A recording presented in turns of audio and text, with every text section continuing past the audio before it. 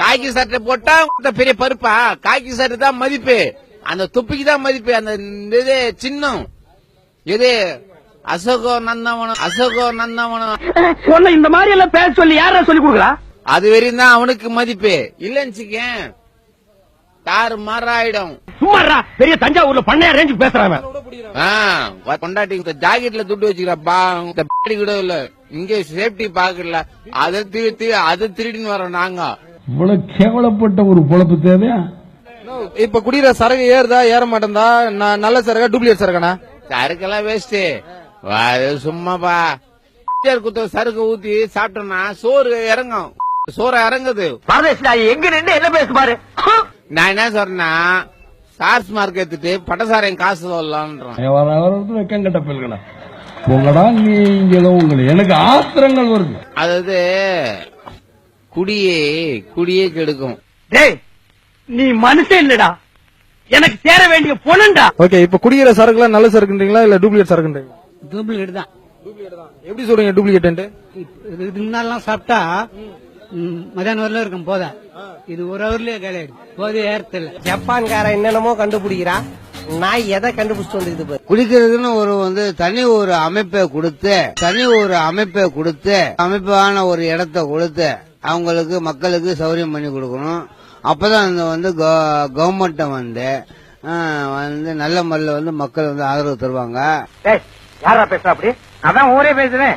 ஊருக்குள்ள யாரா பேசுறா? அட நானே பேசுறேனே.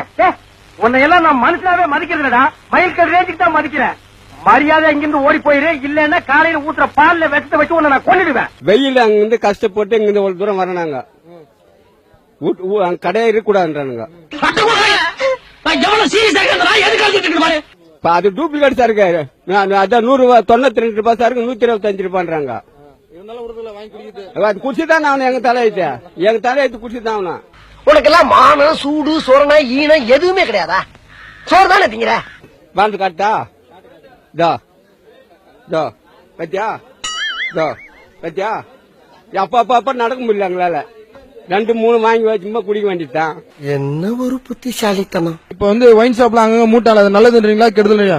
கெட்டது, இதெல்லாம் கெட்டதுதான். கவர்மெண்ட்டுக்கு நஷ்டம், எங்களுக்கு கஷ்டம். இதெல்லாம் உனக்கு எந்த நாய் சொல்லுச்சு? இது எவ்வளவு கூட இருக்கணும் தான் குடிபறிச்சிருக்கான். ஆமா, இதெல்லாம் அந்த நாடு உருப்படுமா? TS ராம்குமார் அம்மா பேரவை செயலாளர் எங்கேயோ பந்து சாராயத்தை குடிச்சிட்டு கழுத உருண்ட ரோட்ல உருண்டு வந்திருக்கான். இதுக்கப்புறம் இந்த ஒயின் ஷாப் வச்சா நாங்க சாராயத்தை காப்போம். பாக்கெட் சாராயம் வரும், வீட்டுக்குள்ளே சாராயத்தை காய்ச்சுவோம். நீங்களே காய்ச்சிங்களா? நாங்களே காய்ச்சுவோம். இப்பதான் பாக்கெட் சாராயத்தை ஒழிச்சு பல தாய்மார்களுடைய தாலியை காப்பாத்திருக்காங்க. மறுபடியும் பந்து சாராயத்தை ஆரம்பிச்சு பல பேர் தாலியை அறுத்துறாதீங்க. நான் குடிப்பேன், நானும் ஒருத்துவேன். நான் குடிக்காம இருக்க மாட்டேன், குடிப்பேன். இது யாரு எந்த நியூஸ்ல போட்டாலும் பரவாயில்ல. இதுதான் சொல்றேன். I am not prepared to answer you. You are anti-Indian.